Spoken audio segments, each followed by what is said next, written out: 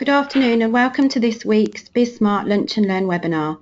Our weekly webinars are aimed to provide advice and share knowledge on key business topics and specialist areas. Joining me today is BizSmart Select founder Kevin Brent, and in today's webinar Kevin will explain the essential framework for creating your value proposition. Before we start the webinar, can I ask you to use your question mark function on your screen to post any questions that you may have for Kevin, and he will answer them at the end of the session. Thank you again for joining us, and over to you, Kevin. Thanks very much, Caroline. So, yeah, we're going to be talking about value proposition today and building a powerful value proposition. With many of the businesses that we've worked with, if a business is struggling a little bit with their products or services, quite often it comes down to whether the value proposition itself is strong enough. This webinar, which over the next 20 minutes or so, we'll look at the value proposition, but it builds on the three previous webinars that I've done, which are around the business direction and focus, the control over your business, and regaining confidence in your business model. So it's perhaps worth going back over just one or two of the key things with those. But if you've applied some of those things from those, the key principles are: one, get a clear view on your core values and your core purpose. Then get a strong idea of where you're headed, that 10 to 15 year stretch goal we talked about, and what you want your business to look like then. And then the next step on that was to identify your focus, your profit engine, something that you can be the best at in your sector, and really build on that. So that should be something that is valuable, that is repeatable, and that is teachable. And then we talked about identifying milestones and actions to get there. So those are kind of the precursors to this step, really, because everything links together. If you've got those strong core values and you follow that through to your value proposition, the value proposition of your key service and product should, of course, be linked back to those core values and where you want to head. So now, if we're looking at actually building that value proposition, we need to build what is effectively a story for your key products and services. And a good value proposition forms the basis of all of our marketing and our sales activities, because within that value proposition we are explaining a number of things, including target market, features, benefits, that sort of type thing. So if we get those right at the beginning with the value proposition, then those messages will flow through any of our marketing and sales activities that we do. And ideally, we should be building a value proposition for each of our key products and services, where we've got, particularly if we're targeting a different target group with a particular product, then presumably we've got a particular product for that target group because it's addressing particular needs. And if we've therefore got another product or service, the assumption being that we're either addressing a different target market or we're addressing different needs. So therefore we need a different value proposition really for each key product and service that we're doing. And that's one of the, and when we talked before about focus, so if we aren't very focused and we've got a really wide range of disparate products and services, then it's going to be hard to have a really strong value proposition for each of those, to communicate the messages for those in a way that actually is going to separate us out from the competition. So let's start to have a look the value proposition itself. So really it's about synthesizing the compelling reasons why somebody should buy from you. And we put together a value proposition from what we know about our customers and what we know about our offerings. And ideally, we're going to test it with a few customers as well at some point. And I see there's a question already come in about how do we test a value proposition. So I'll perhaps talk about that a little bit later. But it definitely makes sense to test it with a few customers if you can, because sometimes if you put that value proposition together in isolation of any customers, which clearly you shouldn't really do, but then you might find that you put your spin on it and what you think is really important ends up perhaps not being so important from a customer's perspective. So a good value proposition consists of 7 key elements. I've touched on a couple of these already, and what I'll do is, as we go through this webinar, is I'll pick each one of these and just talk a little bit more about each one.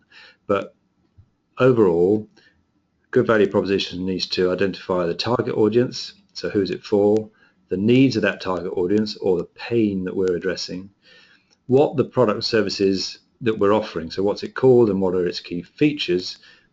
But we all know that we really need to talk about benefits, so that next step is what are those benefits against the needs that we've just identified in number 2 there. We also then need to consider what are the primary alternatives, because of course they don't just have to have your product or service. And against those primary alternatives, what are our key differentiators?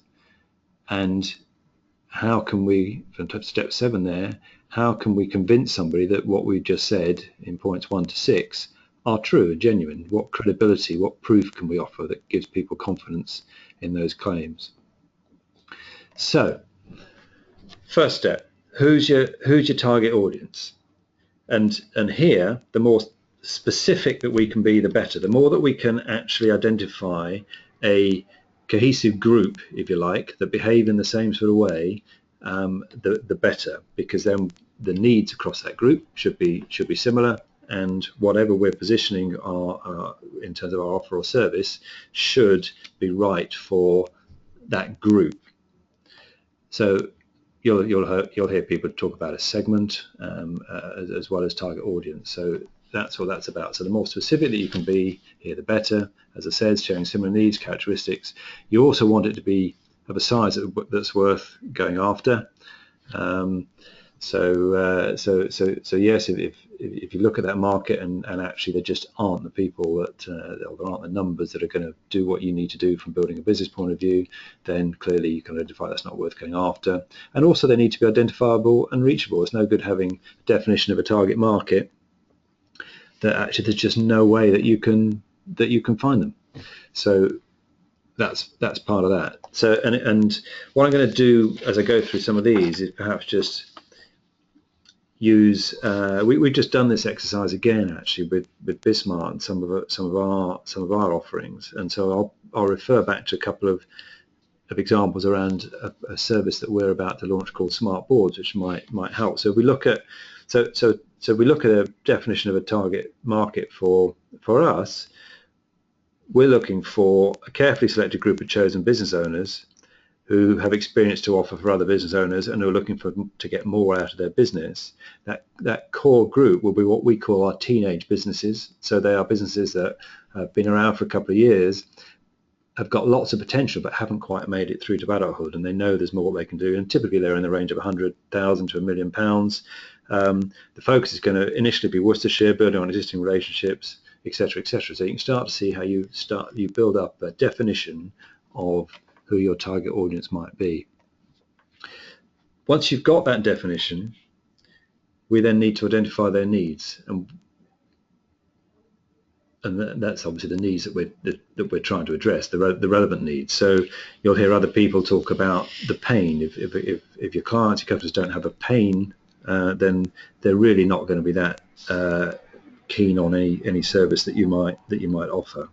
So you want to identify some really strong pain points, again, that you're going to use to tease out in any communications with your prospects. So, again, for us, for the smart boards, what we're after here is somebody perhaps who's running their own business. They recognize the feelings of feeling a little bit isolated at the top, that even if they've got a team of people, that they're the ones that have to make all the important decisions themselves, sometimes a little bit in the dark. So that would be one key perhaps need or characteristic or pain that people would be following. Another might be that they recognize that sometimes important things slip. So whilst people might know what they want should be doing, they get sucked into the day-to-day activities of actually running their business, and some of the important things that they know they should be doing slip. So that might be a need or a pain that's identified there, and perhaps and what they might need is, or the benefit they might want is being kept accountable to their goals and actions. So we've now done the target market and the needs. So the next thing is simply to describe the product or service. So, smart boards will provide monthly online virtual board meetings with up to 6 selected peers. chaired by an experienced business advisor and one-to-one mentoring sessions, for example. That would be a definition of what a product or service might be. And then, as I said before, if we're going to really resonate with people, we need to then turn that into benefits. So against the needs that we identified earlier, what are the benefits of that smart board or your product or service that we're offering back to the customers? So an easy way to get to a benefit is simply to ask one or both of these questions. So it basically, it's a case of what that means is, or so what. So if we're selling a pen and it's got a lid on it, that's the feature. This pen has a great lid on it. The benefit to that, so what, or what that means is that your ink's not going to dry out. That's the benefit, or it's going to last longer. So you can turn any features that you've got into benefits quite simply, really, by asking those two questions: so what, or what that means is. So, one or two of the features turning into benefits from the smart boards that we talked about. So, the feature is monthly peer boards with one-to-one support. So, what that means is that you're not on your own, and you're more likely to achieve your goals because you get regular practical support and advice from a diverse range of experienced and selected business owners, with additional focus and clarity provided by the chair, who will help keep you accountable. So there's an example using the smart boards of how to turn one of those features into benefits, and you would ideally do those. Well, you need to do those for all of your key features. So once we've done that, it kind of becomes, okay, well, we've got to recognize the fact that they don't have to use us. So our prospective clients, yes, they might think we're wonderful and might use us, but we're not the only choice out there. And so this part of the value proposition has to recognize what the primary alternatives are, who else they could use instead.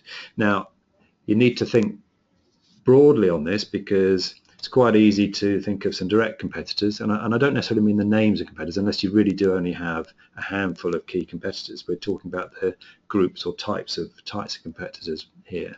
But don't forget that there may well be some indirect competition, or perhaps you'll have heard of the word substitutes.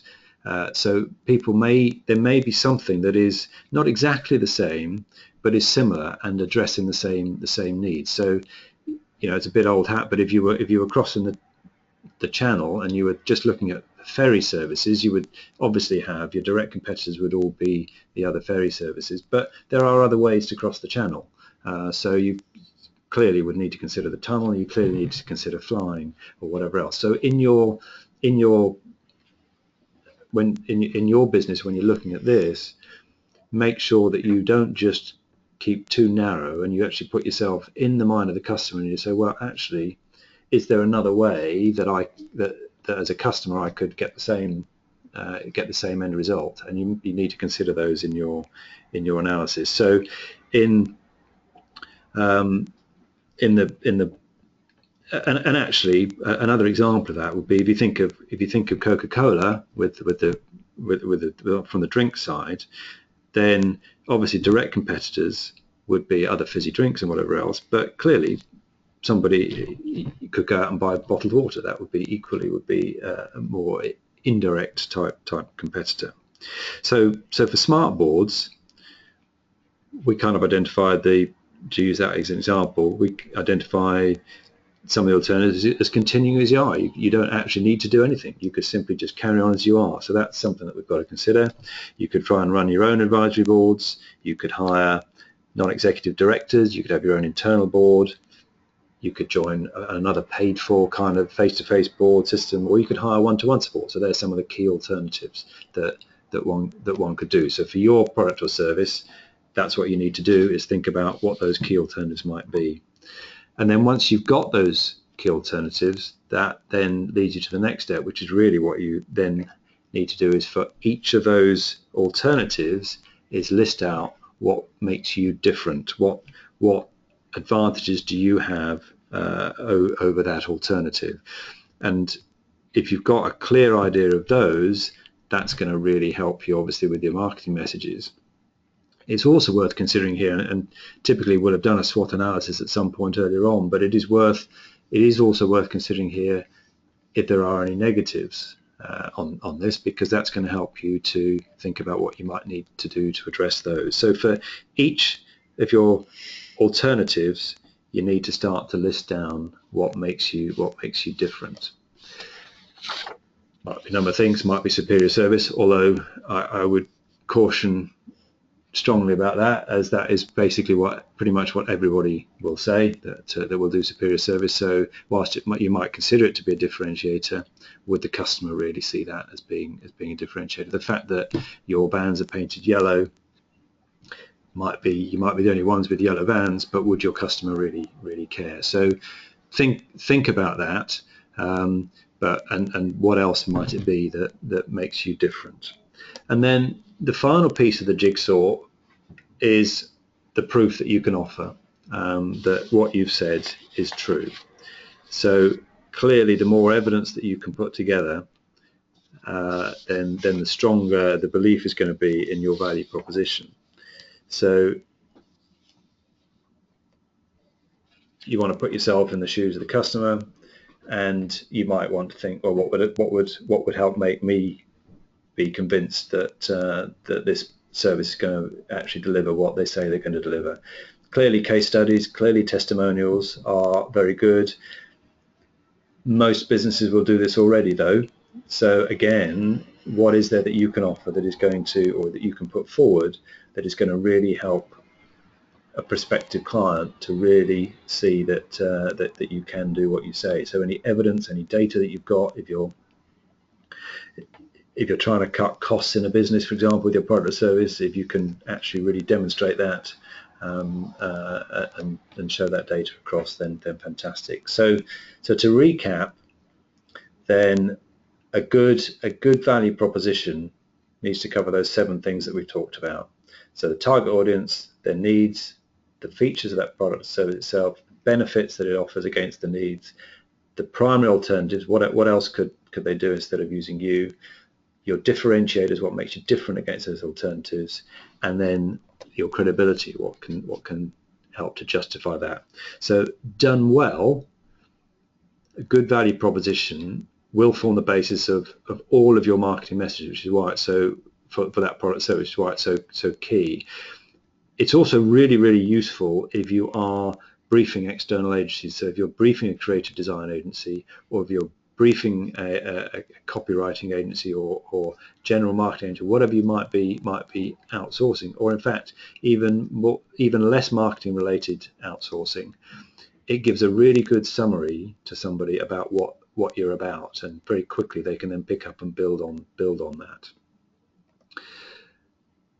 And yes, so any key messages that you would have would then pretty much automatically flow from your value proposition. So you could imagine your website pages around these products or services may well have elements, most of the elements of that value proposition, or should have within that, so that people get the whole logical rationale as to why they should be using your service.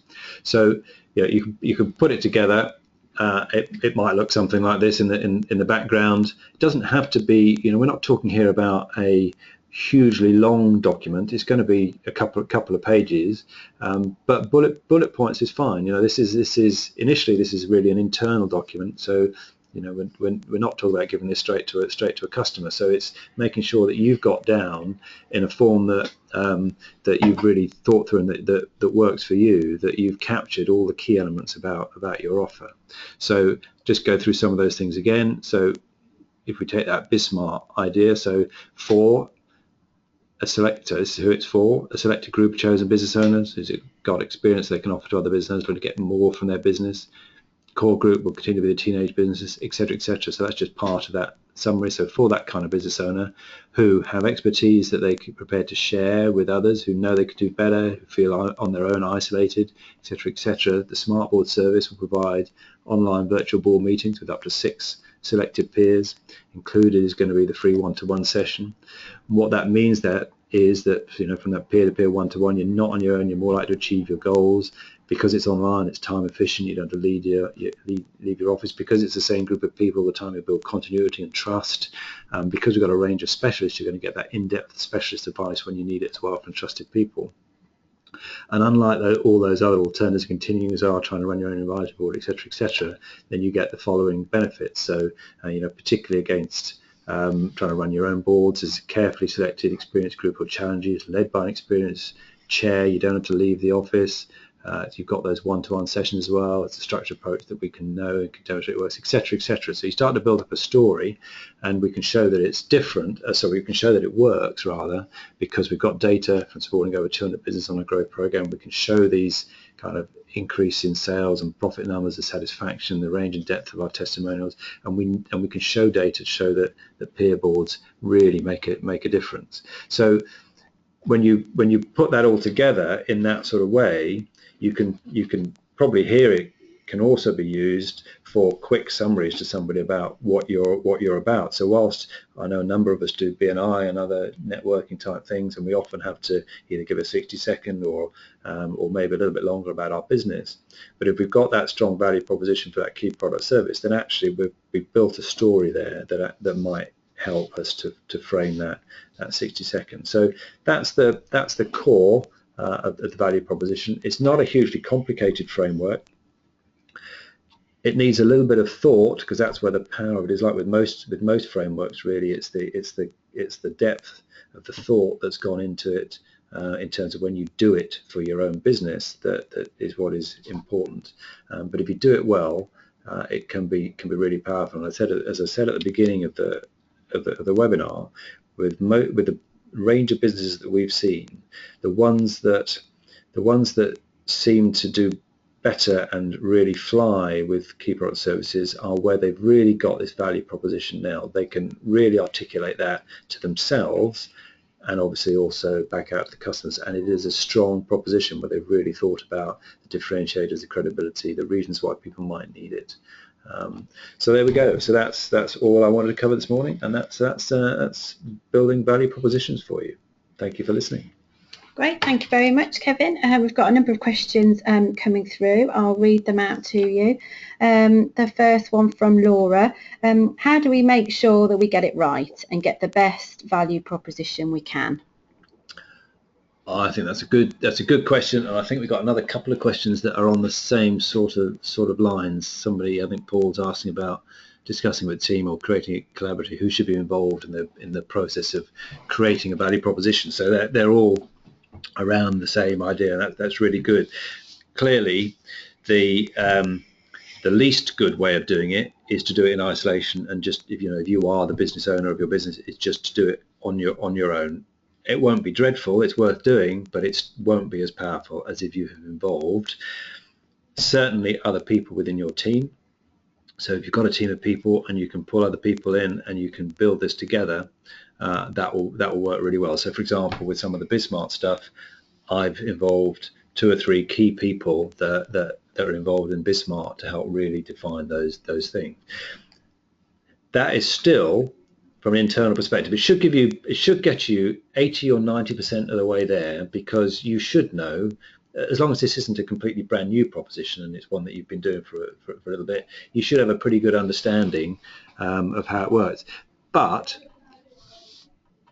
ideally, you involve customers in this as well. So if it is an existing product or service, you will have existing customers, and it would be great to either involve 1 or 2 of them in generating this, or as a minimum in testing it afterwards. So you go back to them with that proposition. It doesn't have to be lots of market research in terms of costing you money or whatever else. You can simply just go back and have a discussion with them, go through it, see if it resonates. You might even have a round of customer conversations before you put that value proposition together, so that you've kind of built those in before presenting them with your version of it. So that's it. And I think actually there's another question from Paul about how can you test your proposition. And in terms of this kind of, Paul, I know you develop apps and that kind of thing, and that's you would actually be testing the offer itself, the actual somewhere on that, and that might be slightly different. We're talking here perhaps about the marketing type value proposition, and very much that testing is about the subjective testing, going back to the qualitative testing, going back to individual customers and talking it through and just seeing whether it resonates. Okay. We got any more? Yeah, thank you. Steve has asked, we have lots of different products and services. Do we need a value proposition for each one? Well, the simple answer for that is yes. Certainly, ideally, for each of your product services, as I think I said at the beginning of the webinar, if you've got a different target audience and or different set of needs, then that really suggests that you should have a different value proposition. If you've got a product which is addressing the same target audience and the same set of needs, you might be questioning why you need to have the two products. But again, it's a reason why, as small business owners, we should be focusing down on a small number of strong value propositions where we can really be differentiated and really successful in targeting key products or services, rather than trying to be a jack of all trades. Thank you.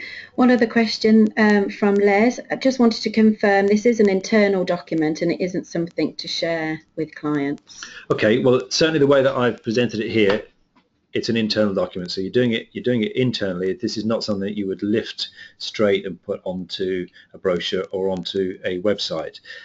But it's not far away from it. You might imagine that you could wordsmith much of what you've got here and translate it then to an external document. So certainly, as I've done it here, its primary purpose is as an internal document to make sure that we're able to articulate our value proposition clearly, and the next step is then to translate that into the external key messages that we might use in our communication.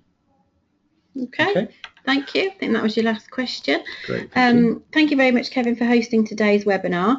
I will be sending out a copy of the presentation and Kevin's contact details out to you all this afternoon. So if you have any further questions, please do send them to Kevin. Thank you all for joining us today, and we hope you make our Lunch and Learn webinars a regular slot in your calendar. And Kevin and I hope you have a great afternoon. Thank you very much.